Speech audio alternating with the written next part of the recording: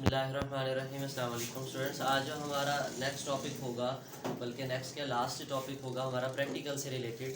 तो उसमें आपको प्रैक्टिकल का पेपर पैटर्न बताएंगे कि एनुअल एग्ज़ाम में जब आपका बायोलॉजी का प्रैक्टिकल होगा बेटा, तो उसके अंदर कौन कौन से मेन जो क्वेश्चंस जो हैं वो पूछे जाते हैं और आपका जो प्रैक्टिकल है उसका पैटर्न क्या होगा बेटे। ठीक है, अब उस पैटर्न को मैंने बोर्ड पे वैसे ड्रा कर दिया, मैं आपको समझा देता हूँ और आपको बता देता हूँ कि आपने करना क्या होता है। क्योंकि हमने जब प्रैक्टिकल किए थे तो उसमें आलमोस्ट तमाम प्रैक्टिकल जो माइक्रोस्कोप से रिलेटेड थे, ज़्यादातर ऐसे थे कि आपने ऑलरेडी प्रीपेयर्ड स्लाइड ही लेनी है, बनी बनाई स्लाइड आपने लेनी है, माइक्रोस्कोप के नीचे फोकस करनी है और पहचानना है कि कौन सा ऑर्गेनिज्म है।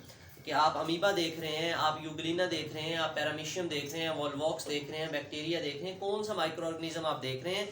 फिर आपने साथ में उसकी करैक्टर्स लिखनी है। ठीक है, करैक्टर्स ना भी लिखें तो सिर्फ आपने उनकी डायग्राम बना के उसको लेबल करना है। ठीक है, आपका टोटल जो प्रैक्टिकल का पोर्शन होगा वो आपने पढ़ा हुआ है कि आपके 30 मार्क्स होंगे, 15 marks from 9th class and 15 from 10th class. ठीक है, लेकिन अब ये ओवरऑल जो है ना वो पैटर्न बना दिया जाता है। उसमें जो सबसे पहला क्वेश्चन है बेटा लिखा हुआ है, prepare a temporary mount of the specimen provided to you. जो भी स्पेसिमेन आपको दिया गया है उसकी आपने एक आरजी स्लाइड बनानी है, परमानेंट स्लाइड नहीं बनानी। आरजी स्लाइड कैसे मैंने आपको सिखाई थी, जस्ट स्लाइड लेंगे, वाटर ड्रॉप लगाएंगे, ये जो भी गिवन सैंपल है उसके ऊपर लगाएंगे, कवर स्लिप रखेंगे, अगर उसको स्टेन करना है तो ओके, स्टेन नहीं करना तो कवर स्लिप रख के हम उसको वैसे ही देख लेंगे। ठीक है, और उसके बाद कवर स्लिप से हम ऊपर से हटा भी देते थे, वाइप हो जाती थी, वो टेम्परेरी है, परमानेंट नहीं बनानी। ऑलरेडी जो आपको बनी बनाई मिलेंगी लेबोरेटरी के अंदर वो परमानेंट स्लाइड्स होंगी, वो फिक्स होती है, उसके ऊपर कवर स्लिप। ठीक है, तो उसको जो है ना आपने उसके माइक्रोस्कोप के नीचे फोकस करके आपने स्टडी करना होता है बेटा। तो पहला क्वेश्चन ये है। अच्छा, अब इसमें होता ये है कि आपके पास इतना टाइम नहीं होता, या बच्चों को प्रैक्टिकल्स करवाए नहीं जाते, या उनको स्लाइड्स बनानी नहीं आती, तो प्रीपेयर्ड स्लाइड्स ऑलरेडी पड़ी होती हैं। माइक्रोस्कोप के नीचे आपने उस स्लाइड को बेटा देखना है और उसकी सही वाली लेबल डायग्राम बनानी है, ड्रा करके उसकी क्या बनानी है, लेबल डायग्राम। ठीक है, और जो शुरू वाले आपके प्रैक्टिकल्स हैं मैं आपको रिपीट कर दूं कि इस वाले क्वेश्चन के लिए कौन कौन से इंपॉर्टेंट है बेटा। उसमें बैक्टीरिया, ठीक है, वॉल्वॉक्स और अमीबा। ठीक है, इसके अलावा साथ में आपने डाइकोट और मोनोकोट, बल्कि डाइकोट के ही है आपके पास, ब्रासिका कंपेस्ट्रेस की रूट है, स्टेम है, उसका स्ट्रक्चर है। ये 5 से 6 प्रैक्टिकल है मेन, जिसमें से ये पहला क्वेश्चन हमेशा आता है।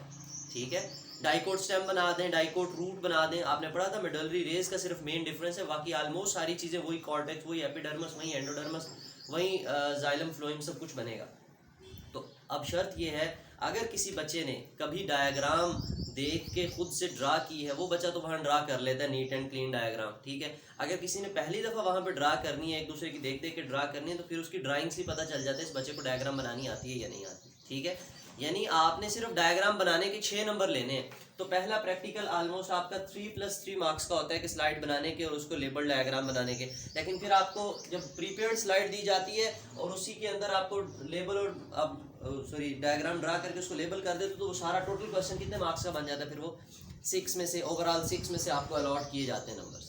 ठीक है, ये आपका पहला क्वेश्चन था।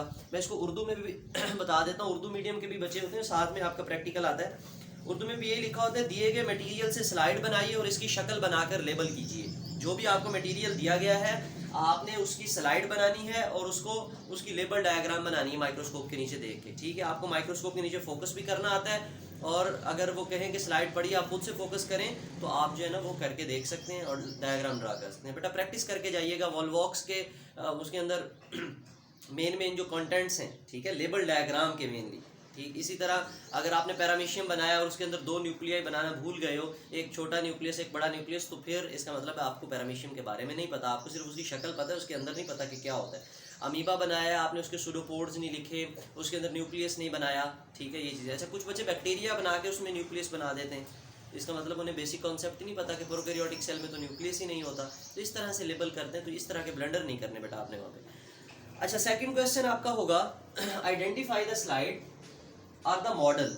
ज्यादातर स्लाइड वाला तो आपका पहला हो गया ना, अब दूसरा आपसे पूछा जाता है मॉडल से रिलेटेड। अब वो मॉडल आपको 5 दिए होंगे, ABCDE, नीचे लिख देते हैं वो मार्कर से, model number A, model number BCDE। आपने देखा होगा बाजार से अगर आप किसी बुक शॉप पे जाओ तो वहाँ से चार्ट मिलते हैं, एनिमल्स के चार्ट मिलते हैं, एनिमल्स बने हुए होते हैं उसके ऊपर, वो चार्ट बच्चे लेके आते हैं छोटे, वो स्टिकर टाइप मिलते हैं। तो आपको बिल्कुल वैसे ही एक चार्ट के ऊपर एनिमल्स बने हुए दिखाए जाएंगे, तस्वीर दिखाई जाएगी, रखी हुई होगी, उसके नीचे लिखा होगा ये ए है, बी, नाम नहीं लिखा होगा उसका नीचे, ठीक है। आपने खुद पहचानना, मिसाल के तौर पे ज़ेबरा बना हुआ है, ठीक है। अब आप परेशान हो जाओ कि ज़ेबरा तो हमने आज तक 9th क्लास में 10th क्लास में कहीं नहीं पढ़ा, लेकिन बेटा आपकी प्रैक्टिकल में जो बायोडाइवर्सिटी वाला चैप्टर है, जो चैप्टर नंबर 3 है, उसमें बायोडाइवर्सिटी से रिलेटेड क्वेश्चंस हैं और उसमें 5 किंगडम्स के जानदारों की, बल्कि 3 आखिर में प्लांटी और एनिमिलिया की हैं मेन ना, तो उनकी आपको किंगडम एनिमिलिया की ब्रीफ जो है ना वो हर क्लास के बारे में उन्होंने प्रॉपर्टीज़ लिख के दी हैं कि बर्ड्स हैं तो उनकी क्या क्या खसूसियात होती हैं, ठीक है, मैमल्स हैं तो उनकी क्या क्या खसूसियात होती हैं, फ़िश है, कार्टिलेजिनस फ़िश है, बोनी फ़िश है, अर्थवर्म है, प्लेनेरिया है, इन तमाम जानदारों की आपके पास खसूसियात हैं बेटा।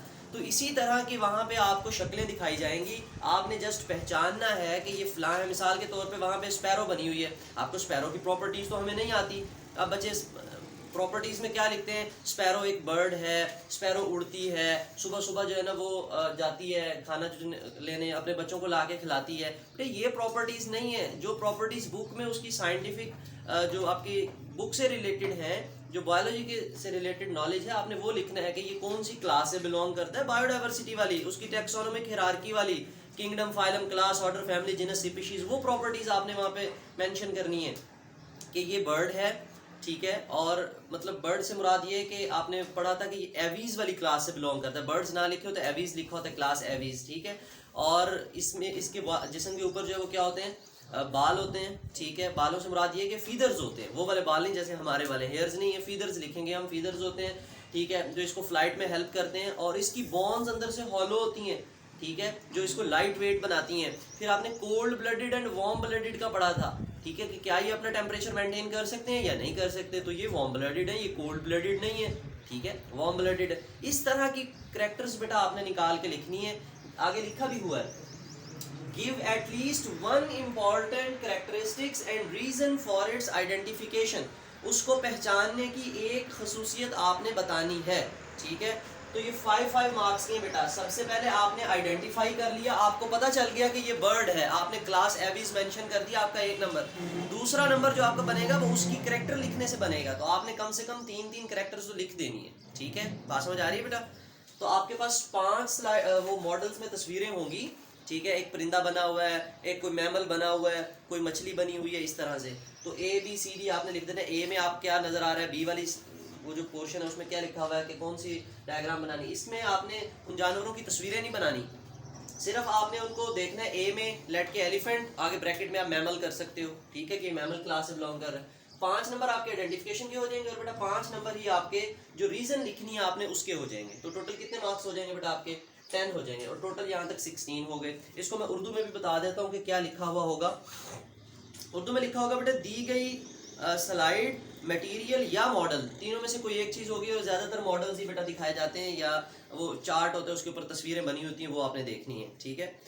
ABCD को पहचानिए, नीज पहचान की वजह और कम से कम एक खसूसियत भी लिखिए, यानी एक करेक्टरिस्टिक लिखें और पहचान की वजह बताएं कि आपको कैसे पता चला ये फलां है। तो आप देख लेंगे कि बर्ड है, उसके नीचे करेक्टरिस्टिक, करेक्टरिस्टिक ही रीज़न है बेटा, करेक्टरिस्टिक ही रीज़न होती है उसकी कि ये किस वजह से आपने उसको पहचाना है। नेक्स्ट बेटे, अगला जो क्वेश्चन नंबर 3 होगा वो थोड़ा सा लेंथी है, जैसे टिपिकल आपके केमिस्ट्री के, फिजिक्स के आते हैं, जिसमें आपने प्रोसीजर, ऑब्जर्वेशंस, कंक्लूजन्स मेंशन करना होता है। यहाँ पे वो ऐसा प्रैक्टिकल है, कहता है perform an experiment allotted to you by the examiner, write the steps of procedure, observation and result. देखो बेटा उसने तीनों चीजें मेंशन कर दी हैं, प्रोसीजर, ऑब्जर्वेशंस एंड रिजल्ट्स, और साथ में मार्क्स डिस्ट्रीब्यूशन ही ऐसे है, ये देखें 3 + 2 + 3। इसका मतलब पहले 3 नंबर किसके लिए हैं, प्रोसीजर के लिए, फिर 2 नंबर किसके हैं, ऑब्जर्वेशन के, और अगले 3 नंबर किसके हैं, रिजल्ट के। ये रिजल्ट्स प्रपोज्ड रिजल्ट्स हैं जो आपने याद करके जाने हैं, जो मैंने आपको कॉपी में लिखवाए हैं। ऑब्जर्वेशंस की जगह ऑब्जर्वेशंस लिखवाए हैं और रिजल्ट्स की जगह पे रिजल्ट्स लिखवाए हैं, ठीक है। जो आपकी थ्योरी वाला पोर्शन है वो question answers post lab activity से ऊपर होता था ना, ऑब्जर्वेशन में क्या लिखना है,